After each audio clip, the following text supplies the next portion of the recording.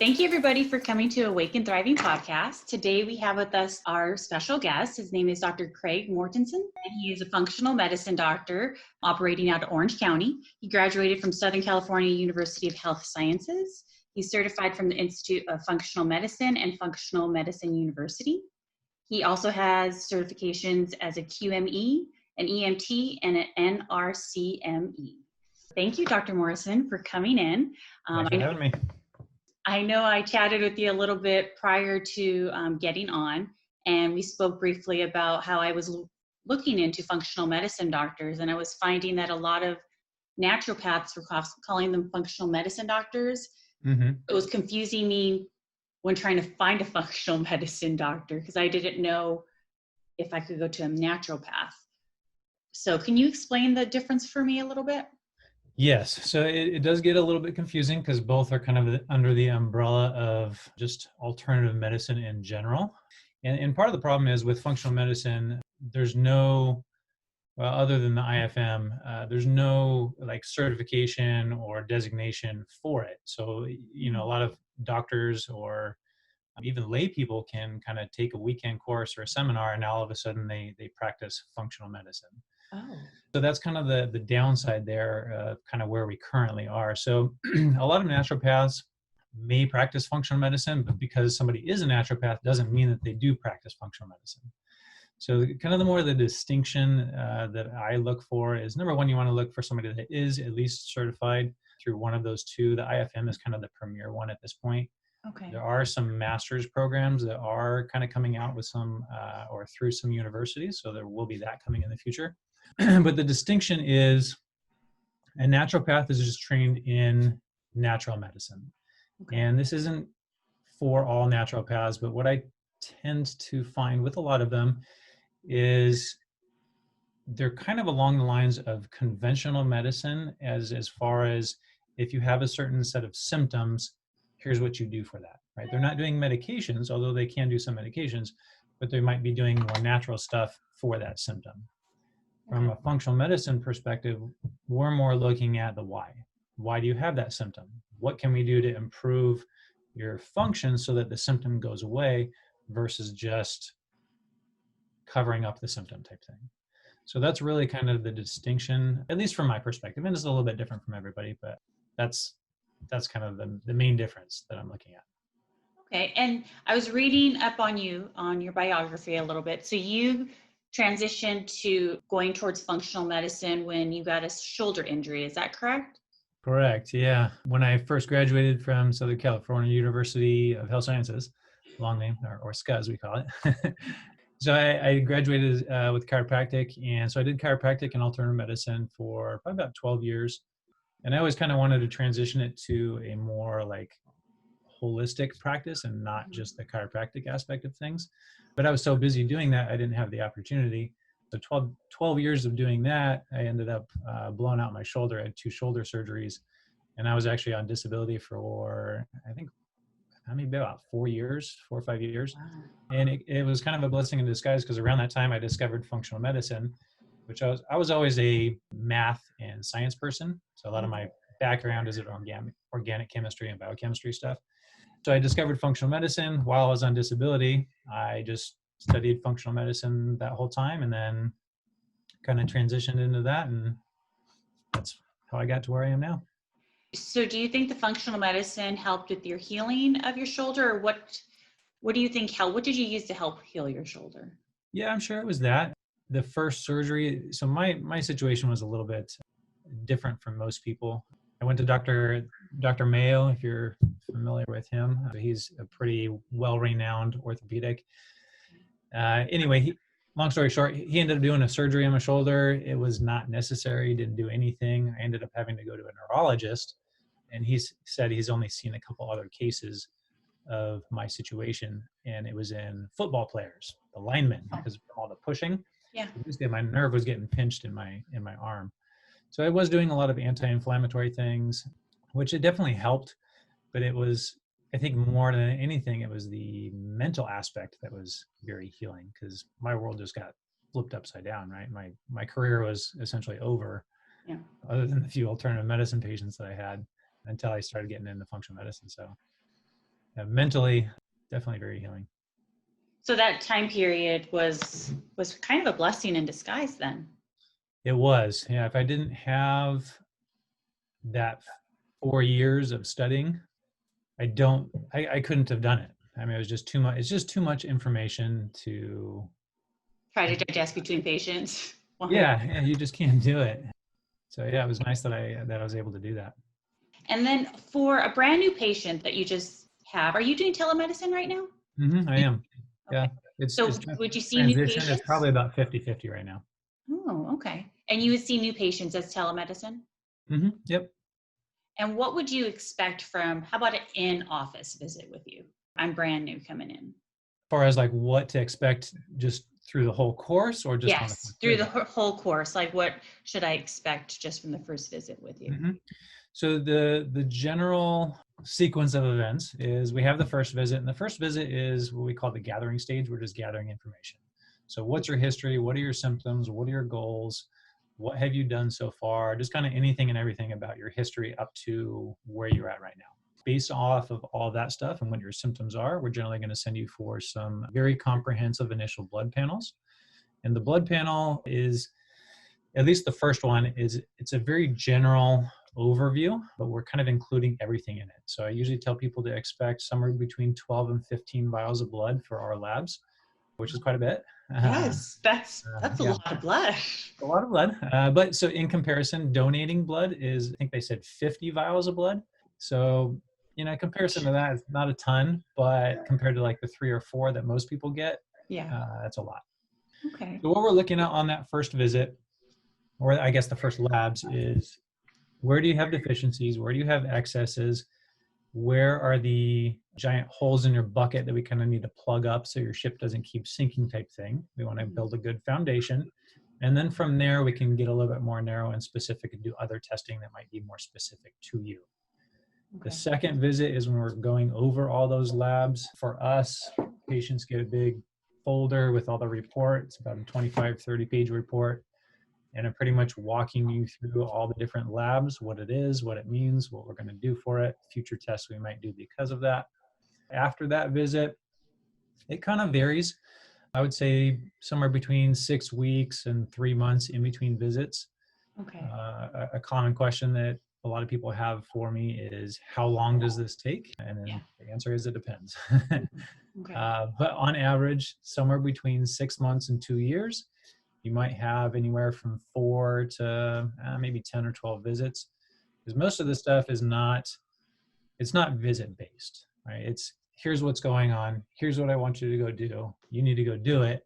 We'll check out in a couple months and see how things are changing and progressing. Because Okay. it's not like taking medication and your symptoms gone. It takes a while.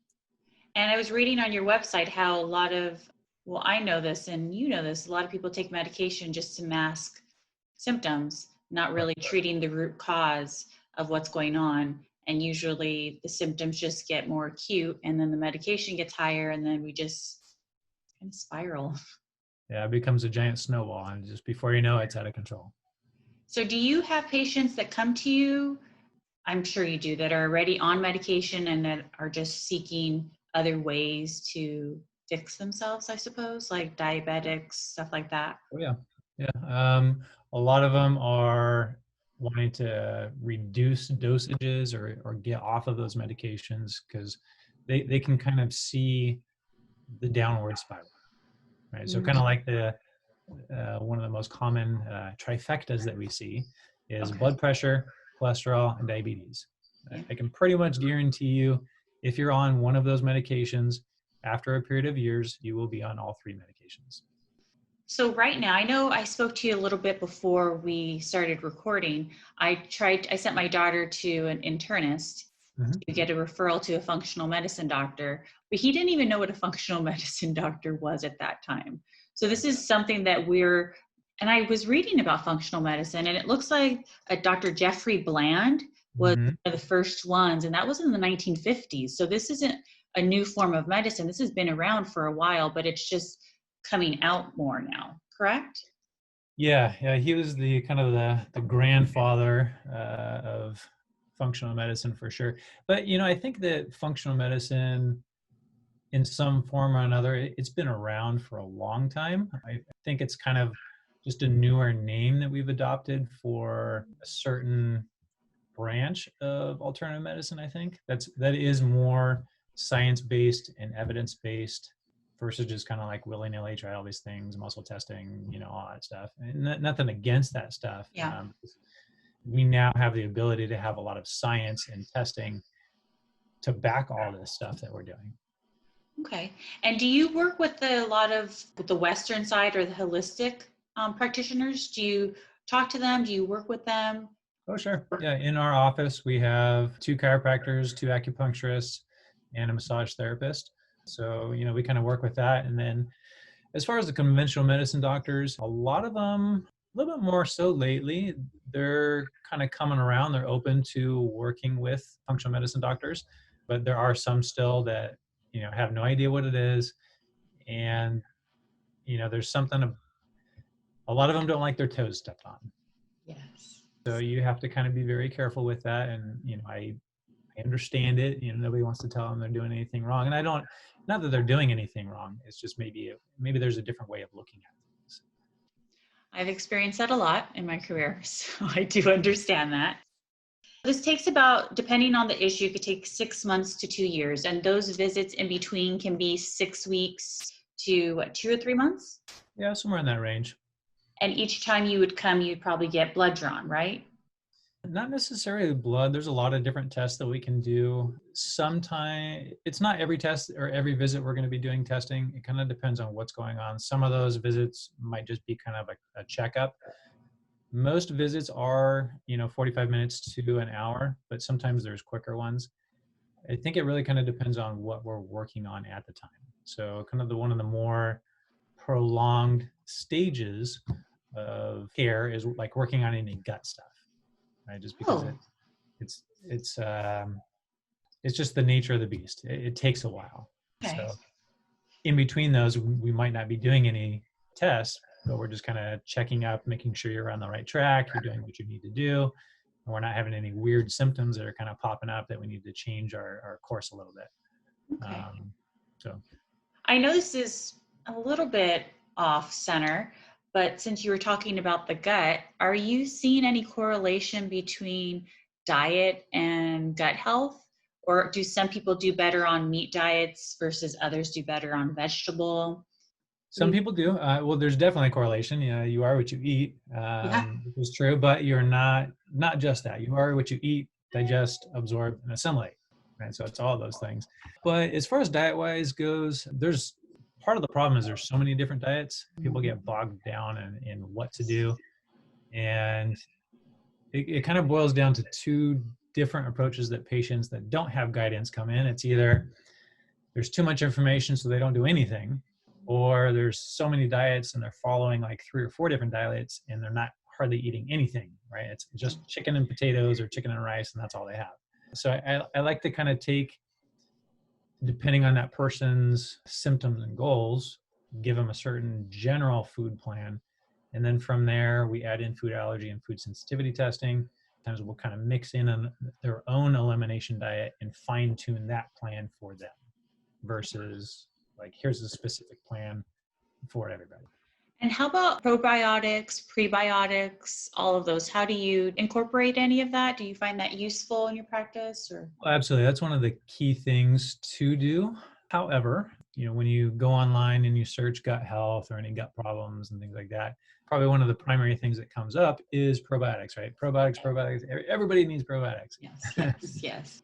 I don't agree with that, particularly when you have gut problems. I don't know if you're familiar with the 5 R's. There's kind of 5 different steps that if somebody has like a full leaky gut issue, there's 5 different steps that you're going to go through, or depending on who talk to, it could be 4. Doing the probiotics is not until the later steps, right? So if you haven't done like the first 2 steps, but you're already going to the probiotics, it can create more of an issue. One of those examples would be SIBO, small intestinal bacterial overgrowth, right? If you have that, you don't want to take probiotics. It's going to make it worse. There's definitely a time and a place for it, but you do have to be careful with when and where you do that. Is there any common misconceptions that are associated that you encounter with functional medicine in general that we can look at or address? I'd probably say the most common misconception kind of carries over from the allopathic world, right? Yeah. People are used to, I have a headache, I take a pill, my headache goes away. So Yes. they're often wanting and expecting that with what we're doing, and it's just not. Sometimes it can happen, right?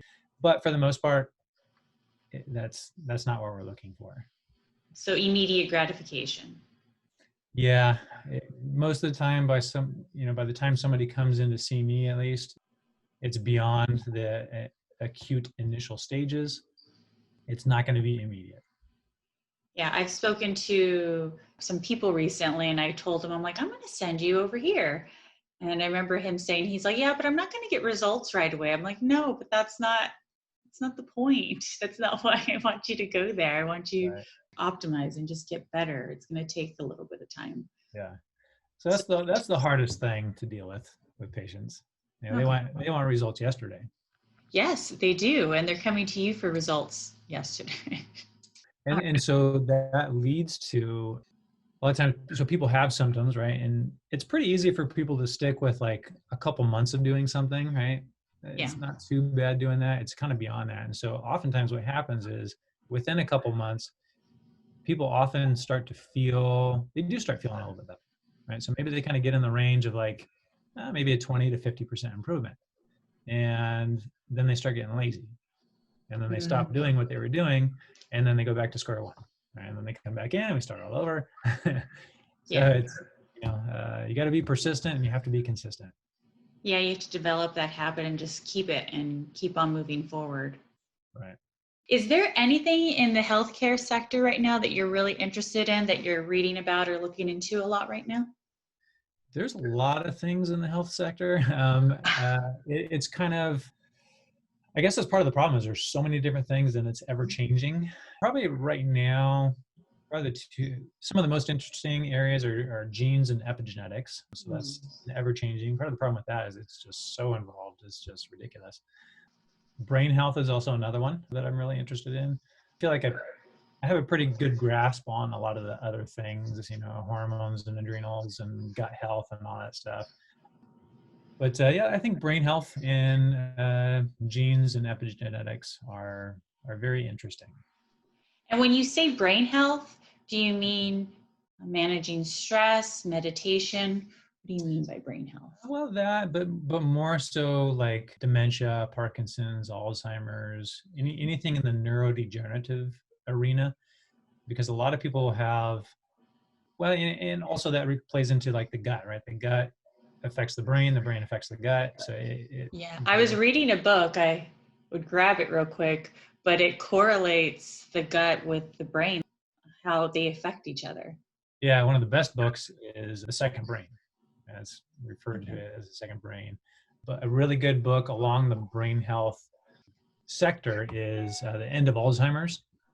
It's kind of Alzheimer's specific, but it talks about a lot of other. It's by Dr. Brendison. He does a really good job of explaining in layman's terms kind of how to go about things, but it's also more detailed for the practitioner that is reading it, kind of get a better grasp on that. So I recommend that to a lot of patients. Okay, so the second brain, and then what was the second book again? The End of Alzheimer's. Do you see patients at your office that have this? Oh yeah, all the time. So I have a lot of older adults that are bringing their parents in, or even themselves that are starting to get symptoms. They're getting brain fog and mental fatigue, and trouble focusing, memory issues, all that kind of stuff. And those are precursors to neurodegenerative changes. Yeah, I Balance need issues, to vertigo. bring my dad in maybe to see that. Yeah. He's good physically. He's almost 80. Physically, Mhm. he's trying to ride bikes 50 miles. He's very active. He has his brain fog and he's not all there all the time. And he Right. lives alone. Mm-hmm. So, okay. And there's stuff that we can look at to address that. Oh yeah, and it depends on how involved you want to get, right? Some people come in and they kind of want to do the functional medicine, but they're not fully on board with doing everything. It's like, just give me the basic stuff first. Let me kind of dip my toe and see how I do and how I like it. And then they might kind of get more involved. There's a wide range. And Alzheimer's patients are hard. If it's like full blown Alzheimer's, and it's like trying to deal with, a kid and trying to get them to take, a bunch of supplements and change their diet, and Yeah. it can be difficult. And then the spouse is probably pretty hard on the spouse. Oh yeah. Okay. So the earlier you catch it, the better. Is there any kind of obstacles that you encountered initially when coming into functional medicine that you would advise future functional medicine doctors? Obstacles, I think it's just finding, that's a good question. Financial obstacles are always there. Yes. There's a lot of, it's not cheap learning all this stuff. So I guess along those lines, it's finding good sources of educational stuff. Because there's so much information out there. There's just a lot of different routes that you can go. So that's kind of a roadblock. Just kind of taking what you feel is right from those sources and kind of blending it into your own practice. You don't want to reinvent the wheel, but you can't just cookie cutter everything either. Yeah, you have to make it yourself so that when you explain it to your patients, it comes across as like authentic and genuine. Yeah. So this is going to be a little bit off road, but what is the best compliment you've ever received?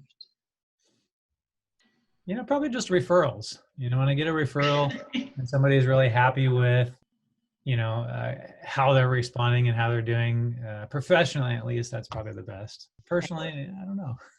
Somebody said I look like Matthew McConaughey, so I thought that was kind of cool. Yeah, I can see some relation. Yeah, definitely. That's a good one. Yeah, I would like that. Let's see. What does wellness look like to you? For you personally, what does it look like or feel like to you? Well, I like the WHO's definition. I don't like a lot of things about the WHO, the World Health Organization, but they they state it's not merely a complete state of physical, mental, emotional well-being, and not merely the absence of disease or infirmity, right? And I think that kind of the last part is the key part there. Just because you don't see a sickness or don't feel a sickness or whatever, it doesn't mean that you're healthy. And that's kind of the key there. Okay. So out of sight, out of mind for a lot of people is how they kind of view health. Yes. Yeah. And for stress, do you see a lot of people come in for stress management? Stress management specifically, no. However, it is a big part of what we see and do, just because it influences a lot of other issues. So a lot of patients that come in, I don't know if you've heard of adrenal fatigue, but Yes. So a lot of patients, if they don't have adrenal fatigue because of the chronic health issues that they do have, it kind of creates an adrenal fatigue issue, right? And then that goes back and it affects the chronic issues that they originally have. So it kind of, everything becomes very intertwined and intermeshed, and you can't really separate it. So at some point, if somebody's had something for long enough or bad enough, that becomes part of the issue. The expression of that. And so when you're treating all the other symptoms, you're inadvertently treating stress as well. Yeah, well, not necessarily inadvertently. We will do specifically for stress because it influences so much their ability to heal. It inhibits your ability to heal. Oh, for sure. Okay, that makes sense, but I guess I didn't connect that. Yeah, and oftentimes when I go through like somebody's initial labs, I often mention stress for a lot of people, and I can just kind of see on their face, like I have no stress, right? I don't work. My spouse makes good money. My kids are out of the house. There's no stress, right? Yeah. So people think emotional stress, but it's not just emotional. It's physical, chemical, spiritual, right? Different toxins, nutrient deficiencies. All of these things are different types of stress, and your body responds to them very similarly, but it's not just mental stress. When you do the initial panel, depending on what you find, you would pull stuff for adrenal fatigue, or is that just pulled naturally just from the first panel? It depends on their symptoms and what we find on those labs, but it is a very common recommendation that we will include just because it has such an effect on everything. Okay. And the labs, depending on their insurance, they'll just go wherever they have it. Yeah, depending on their insurance, or it gets a little bit tricky because there's HMO and PPO, right? So Yeah. with HMO, oftentimes people want to try to use it, and I can give them a lab order to give to their doctor to see if they're willing and able to do it. Mm-hmm. Problem is, even if their doctor wants to do it, it's generally better to go through our account. We get physician pricing on things, so it's a whole lot cheaper. Okay. Okay. And then if they have a PPO, they kind of need to find out what's their deductible. Do they meet their deductible every year? What's their copay? All that stuff. Our panels range anywhere from a low of 269 to up to 531 for like the granddaddy of them all. To get lab. everything done. Yeah. Okay. Where in comparison, if somebody gets their labs done and the lab bills their insurance will probably be billed somewhere around $3,000 for that same lab panel. What?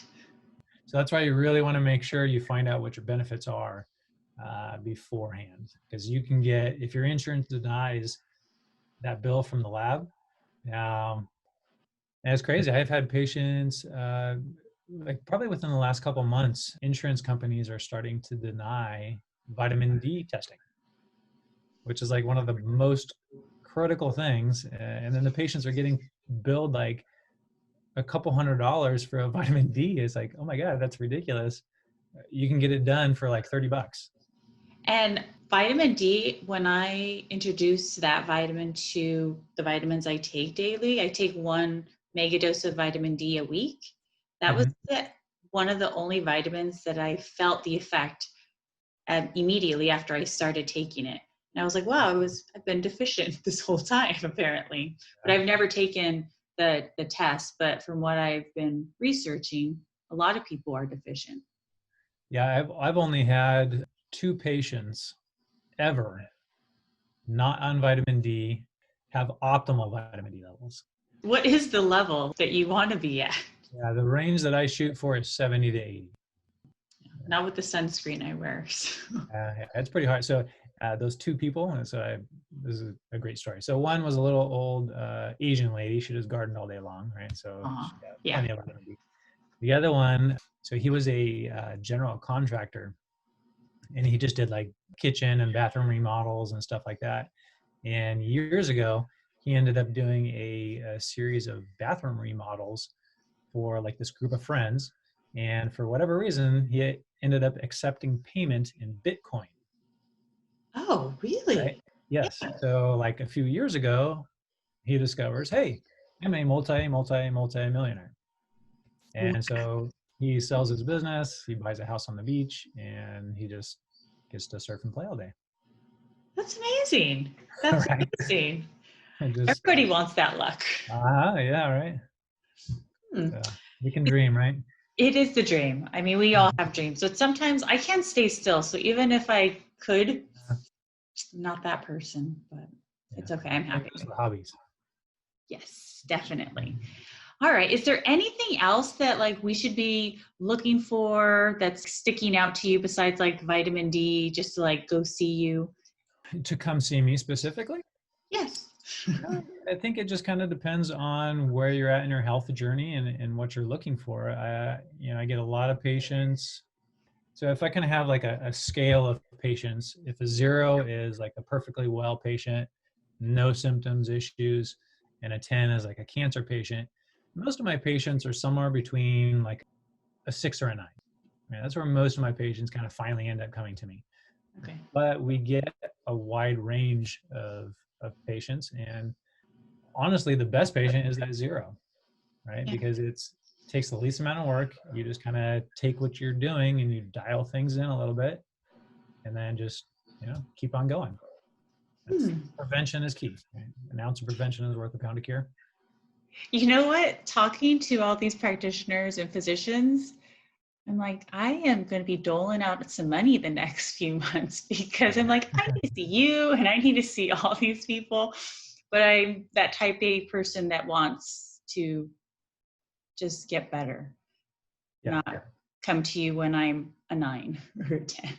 Yeah, because I tell you what, it costs a whole lot more and it takes a lot longer if you're, the farther down that scale you are. So is there anything that I didn't ask you that I didn't know to ask you that I should be asking you? Oh, let me look at my notes here. I don't know if you've compared pricing wise. That's always a question that we get from a lot of patients. No, I haven't, but we can chat about that because I think I read something about for the first visit, $200, but I haven't really looked at other, because I was just trying to find functional medicine. And as we spoke earlier, trying just to find that I was trying to like dig through. Yeah, it can be difficult. Yeah, so make sure you shop around for whoever you're looking for, and make sure. And something that I always recommend, and I don't know if Kristen may have mentioned it to you as well. For somebody that is looking for a functional medicine doctor, find somebody that's what they do. Right? It's not something that they do on the side. It's not something they do like kind of here and there. That's kind of their full-time gig, because you know that they're dedicated to it, and hopefully they're doing a good job with it. But price wise, so our pricing structure currently, it's $200 a visit. That's for an hour-long visit. The second visit is more expensive. That one is $300 because there's an extra hour of my time getting ready for that.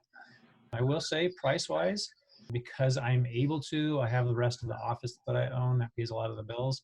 We are on the lower side. A lot of doctors charge upwards of $500-$600 a visit, even more. A lot of doctors where they charge $1,000 for that first visit up front. There are a lot of doctors that do package deals.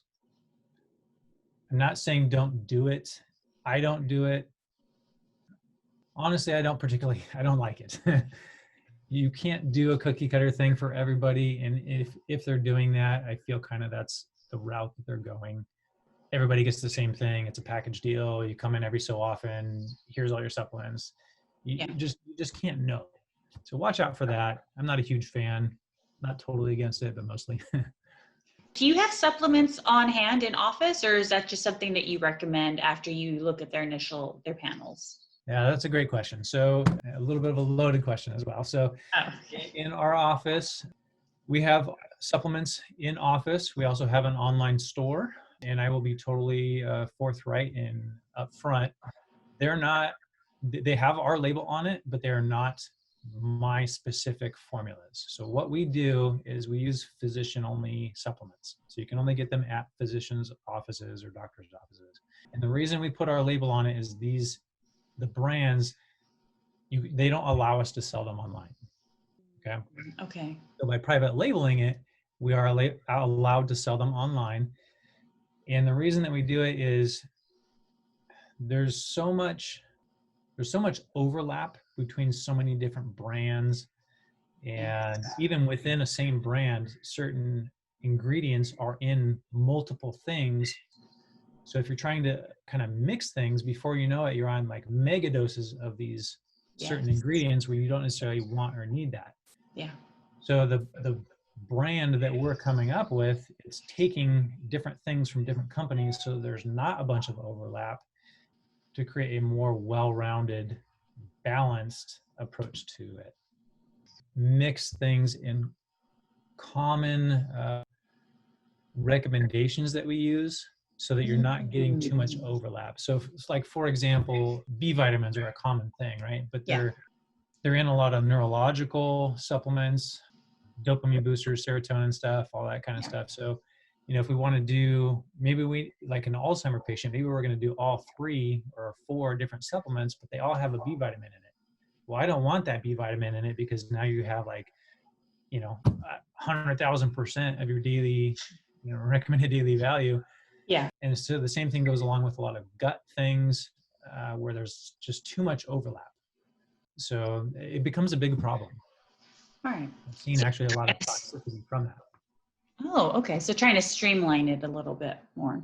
Yeah, trying to streamline it. And All right. so really kind of give a little plug here. My brother-in-law is a computer science engineer, programmer.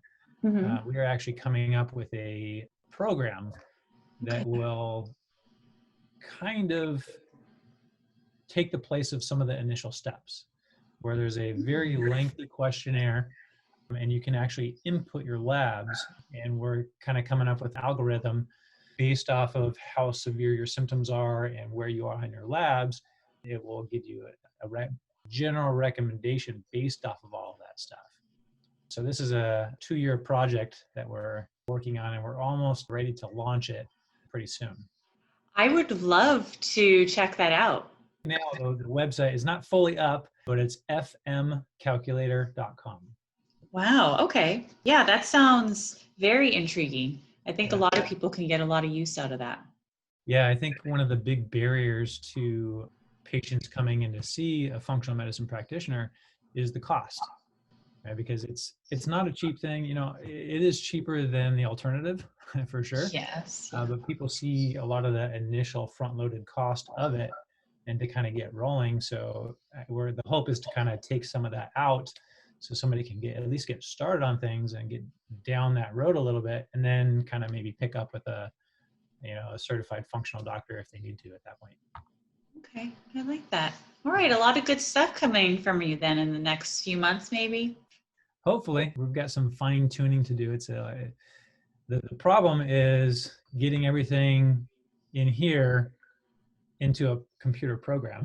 Yes, you're like, I forgot this part. Wait a second. Yes, that's what it comes down to. Yeah, hopefully that'll be up I'm hoping the next month or two. Oh, all right. Exciting. I'll check it out. Sounds good. Well, thank you for coming on. I really loved having you on. Anything else before we leave? I think it's just, it's becoming more and more popular, and that's exciting, and just kind of working on making it more stream and more affordable to patients. All right. Well, thanks again for coming on. I do appreciate your time. My pleasure.